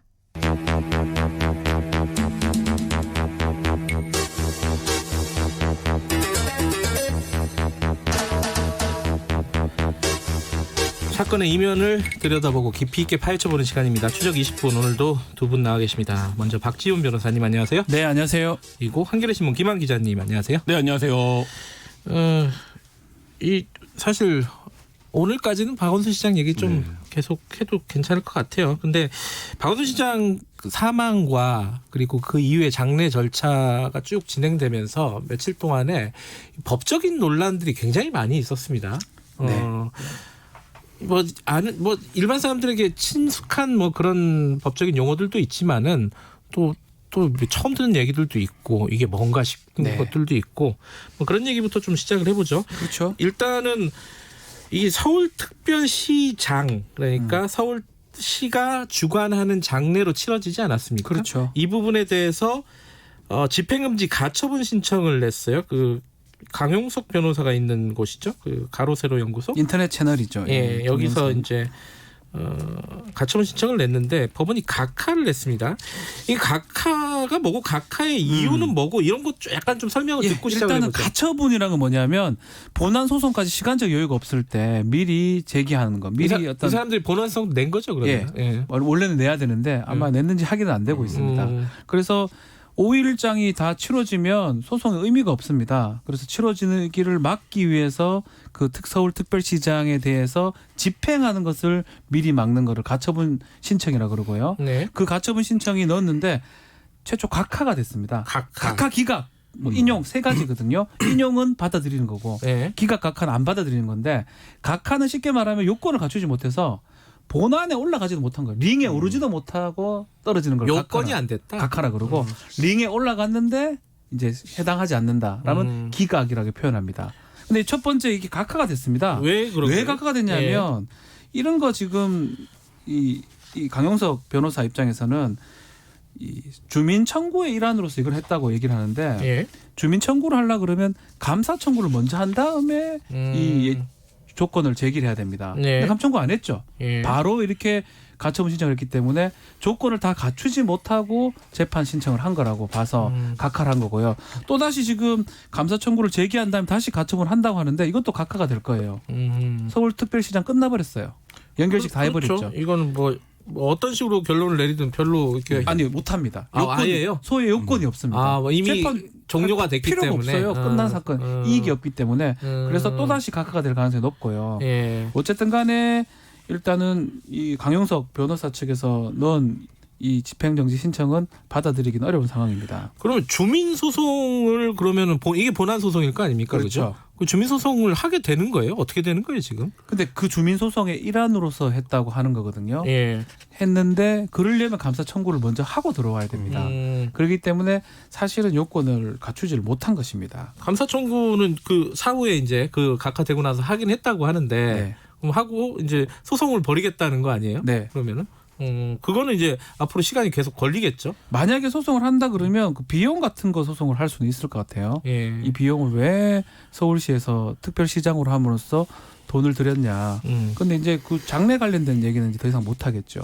장례가 끝났기 때문에 그 비용 청구는 할 수는 있다 이렇게 보입니다. 근데 이게 딱 떨어지는 뭐 이렇게 조항이 별로 없다면서요. 이걸 서울시장으로 할지 뭘로 할지 이게 네, 그러니까 서울지자체장 같은 경우에는 장례를 어떻게 치러야 되는지에 대해 정확하게 기술이 안 돼 있어서 그러니까 장관에 준하는 것으로 했다라고 이제 지금 설명을 하고 있는데 이 논란 같은 경우에는 실질적으로 어떤 내용이 있다라기보다는 이 장례 자체를 정쟁화하는 그래서 그거를 통해서 가세현이 자신들이 추구하는 모종의 이익을 거두기 위해서 이거를 의도적으로 쟁점화하고 이슈화 했던 게 아닌가라는 생각이 들고요. 그러니까 뭐 지금 말씀하신 대로 굉장히 좀 요건이 안 된다라고 법원은 판단을 했는데 설령 그런 것들이 받아들여진다고 하더라도 이것이 어떤 공익적 목적이 있는가. 이미 장례는 말씀하신 대로 내용적 시기적으로 봐도 끝났고 그다음에 이 장례 박원순이라고 하는 인물을 이 사망한 이후에 벌어진 일련의 상황들에서 이 장례가 과연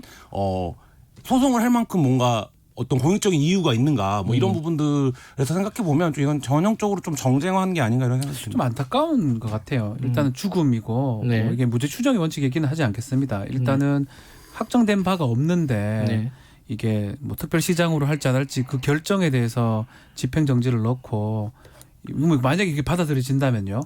재판의 목적은 이기기 위해서 하는 거가 크지 않겠습니까? 그러면 이 장례가 중단이 됩니다. 그 상황에서 그게 말이 됩니까? 말이 될 수는 있지만 저는 그런 거를 생각을 한다면 소송의 가능성은 충분히 만들어낼 수 있죠. 재판이 얘기된 거니까 조금 인간적인 부분을 봤을 때는 좀 타당하지 않다는 생각이 좀 많이 듭니다. 근데 지금 이제 어제 그 기자회견 그 고소인 측의 기자회견을 보면은 2차 가해를 한 사람들에 대해서 다시 소를 제기하겠다고 했잖아요. 근데 이제 그거가 또 이제 약간 병립되는 건데 이 박원순 시장과 관련해서도 여러 가지 명예훼손적인 상황들이 벌어졌어요. 이 부분도 법에 따라서 엄중히 조치하겠다. 이게 이제 장례위원회 쪽의 얘기입니다.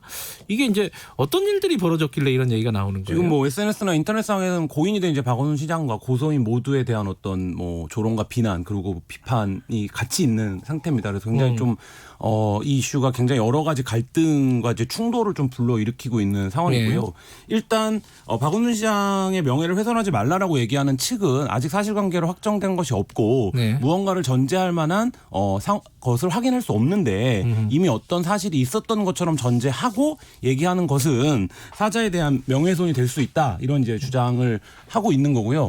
또 반대로 어제 고소인이 기자회견을 했습니다만 고소인에게 그런 이유로 고소인의 어떤 그 고발이나 이런 것들이 요건을 갖추지 못했다라고 주장하는 것 자체가 그리고 더 확실한 증거나 물증을 제시해봐라라고 얘기하는 것 자체가 고소인에 대한 또 다른 형태의 가해가 아니냐 이런 주장이 지금 같이 제기되고 있는 상황입니다.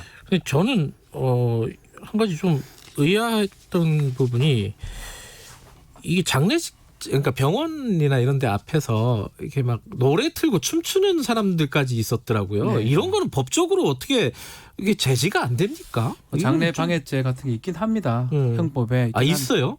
있긴 합니다. 있긴 한데 뭐 그걸로 처벌하는 경우가 드물어요. 그래도 방해가 됐다고 보견해놓고 조롱이나 이런 부분이거든요. 그러면 사자 명예훼손 이런 게 사자 명예훼손은 이제 허위 사실을 유포해가지고 사자의 명예를 훼손해야 되는데 이게 친고죄예요. 유족들이 또 고소를 해야 되고요. 지금 진성준 의원이 얘기했던 사자 명예훼손 이 부분은 법적인 의미의 사자 명예훼손 죄가 아니고 좀 그냥 윤리적인 의미의 사자 명예훼손 하지 말라. 근데 법적으로 봤을 때는 허위 사실을 적시해서 사자의 명예를 훼손해야 되는데 허위인지 뭐 진짜인지는 지금 가리기가 좀 어려운 상황이에요. 그러기 때문에 그 법적인 부분까지 얘기하기는 좀 어려운 상황이죠 지금. 전두환 전 대통령이 지금 사자 명예훼손 그거 정확하죠. 재판을 받고 있는 완전 거죠. 허위 사실을 유포한 거거든요. 그 책을 통해서. 그렇기 때문에 그거는 사자 명예훼손죄가 성립하는데 이거는 이제 법적인 의미에서는 아직 아니다 이렇게 생각이 듭니다.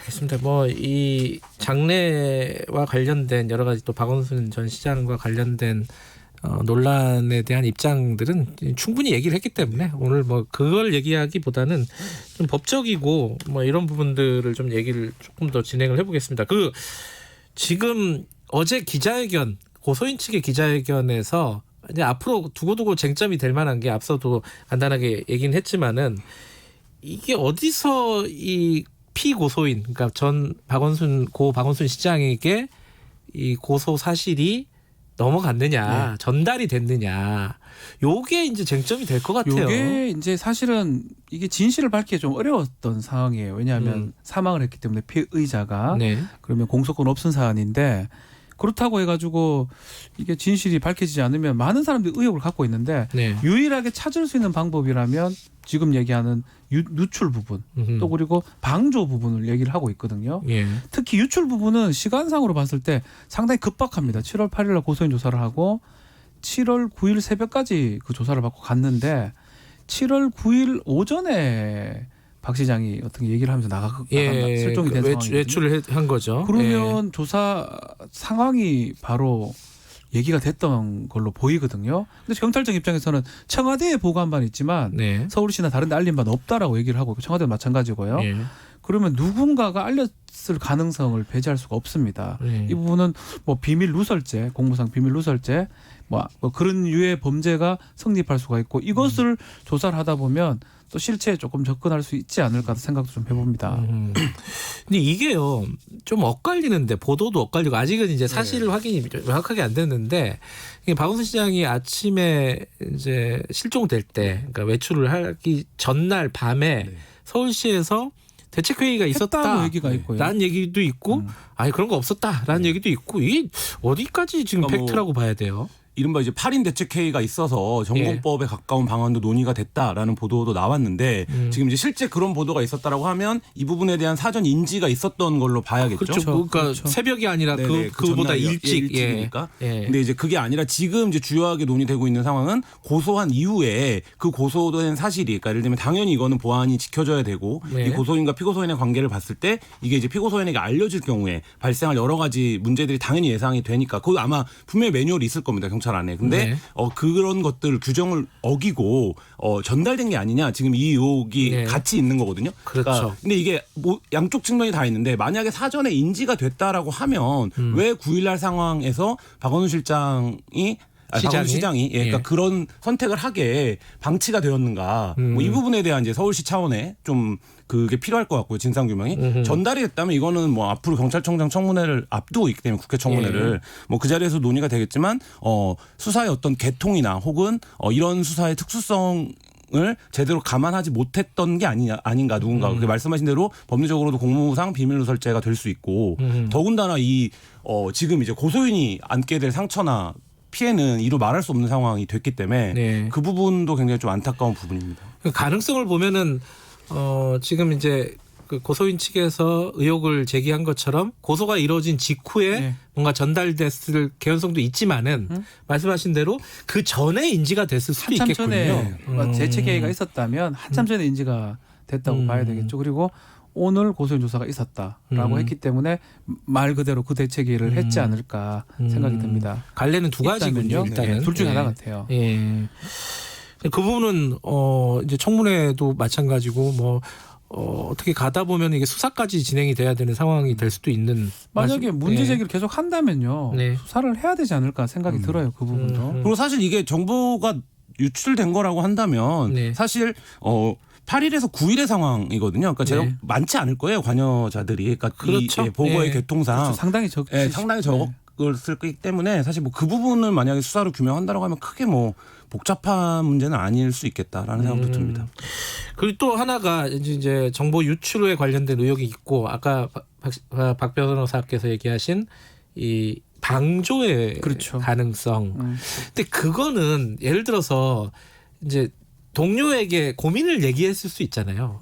근데 그것까지 방조라고 볼 수 있나요? 어떻게 봐야 되나요? 어렵습니다. 법적으로는 사실은 어렵습니다. 상관. 사실은 의무를 부과하는 게 몇 개 없어요. 예전에 뭐 지금도 그렇지만 국가보안법상에 뭐 불고지죄 범인을 발견했을 때 어떤 범죄 사실을 국가보안법 얘기를 들었을 때 수사기관에 신고할 의무를 부과하고 있거든요. 그런 범죄를 제외하고는 이거를 꼭 신고하거나 그 범행을 막기 위해서 할 의무는 사실 없습니다. 그래도 그걸 한다 해가지고 방조가 되려면 범행 전에 뭔가 정신적, 뭐 신체적 기여를 해줘야 됩니다. 근데 범행 이후에 그 얘기를 들었을 때 그거는 방조가 아니고 신고를 해야 되냐 말아야 되냐 이런 부분이거든요.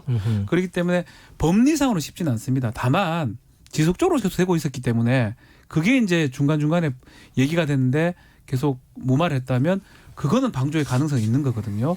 그 측면으로 아마 조사나 이런 것들을 해달라고 요청하지 않을까 생각이 듭니다. 요건 이제 서울시 차원이라든가 인권위 차원이라든가 이런 쪽에서 아마 조사, 이건 수사 상황은 아직 모르겠고. 그렇죠. 조사죠. 조사. 네, 조사 정도. 근데 너무나 이게 실체적 진실 관련해서 고소인 측도 마찬가지고 피고소인 측도 마찬가지고 이게 좀 밝혀지기를 다 바라는 것 같아요. 국민들도 좀 그렇고 오히려 그렇기 때문에 그냥은 어려워요. 공소권 없음 사안이기 때문에 그 사건만 봤을 때는 다른 식으로 이렇게 밝혀진다면 방조라든지 아까 말했던 누설죄 그쪽으로 이제 보지 않을까. 뭐 저는 개인적으로 그렇게 좀 생각이 듭니다. 근데 이게 사실은 오거돈 전 시장 그리고 안희정 전 지사 뭐 세 번째입니다. 이 광역단체장.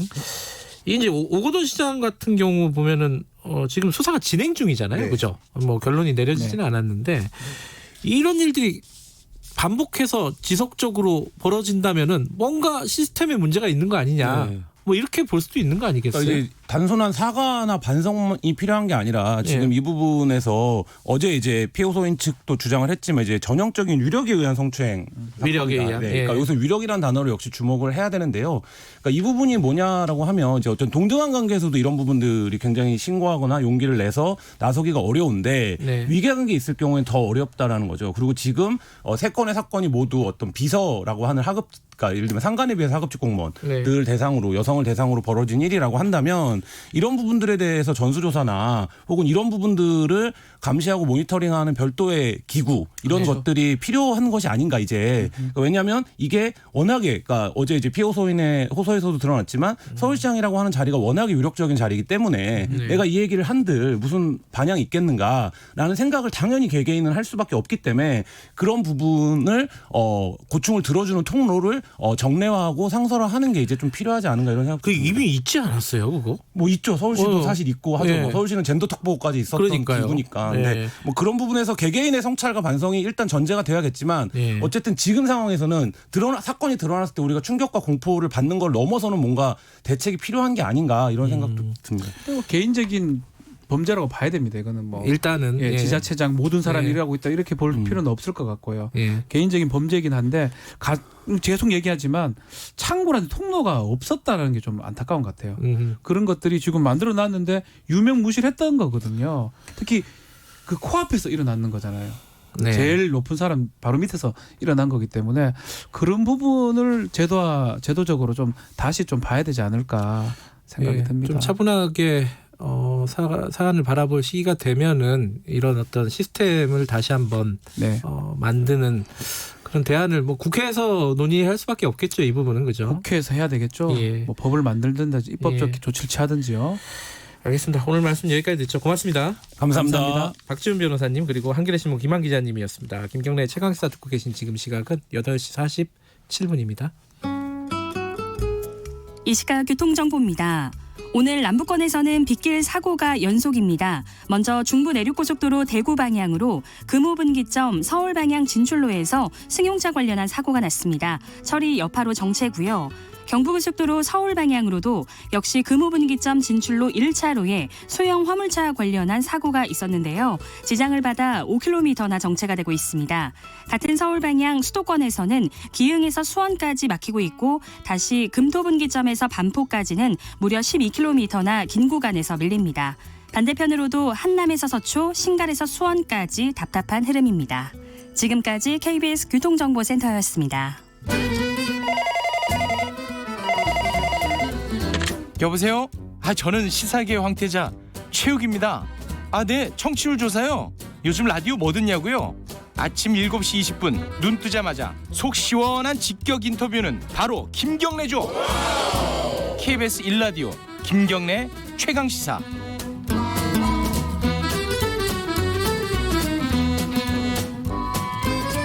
네, 김경래 최강시사 듣고 계십니다.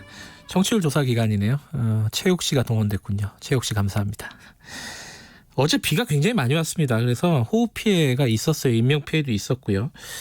이게 이제 걱정입니다. 이제 여름이 본격적으로 시작이 됐고 비가 얼마나 올지, 태풍은 어떻게 될지. 더군다나 지금 아시아 지역에요. 중국 같은 경우에는 엄청난 홍수가 지금 실제로 진행 중입니다. 그죠? 폭우가 몇십일째 지금 진행이 되고 있다 그러는데 이게 좀 연관관계가 있는 건지도 좀 궁금합니다. 오늘 날씨 마지막으로 좀 간단하게나마 좀 알아보죠. 김승배 한국기상산업협회 본부장님 연결되어 있습니다. 안녕하세요. 네, 안녕하십니까. 이번에 어제 전국에 내린 비는 폭우는 이게 장맛비라고 보면 되나요? 네, 그렇습니다. 아까 모두에 말씀한 중국과 일본 쪽에 영향을 주었던 이 장마전선이 조금 올라왔거든요. 어김없이 우리나라도 비가 제법 많이 왔는데 사실은 이 장마철에 비가 충분히 내려줘야 1년 동안 물 걱정 없이 살거든요. 그래요? 근데 적당량은 없고 넘쳐요. 그럼 어딘가 물난리 나고 침수되고 이러는데요. 그렇군요. 예. 그래서 이제 이때 비가 내려줘야 되는데 그동안 사실은 장마전선이 중국과 일본에만 영향을 주고 우리나라는 그렇게 큰 영향 없이 간헐적으로 좀 이렇게 비가 내렸는데요. 네. 12일부터 일요일부터 어제 또 오늘까지 제법 좀 많은 비가 내렸습니다. 그럼 중국처럼 대규모 홍수가 벌어질 그런 상황은 아닌가요, 우리나라가? 중국은 이제 상당히 약 한 달 넘게 장마전선의 영향을 받았거든요. 예.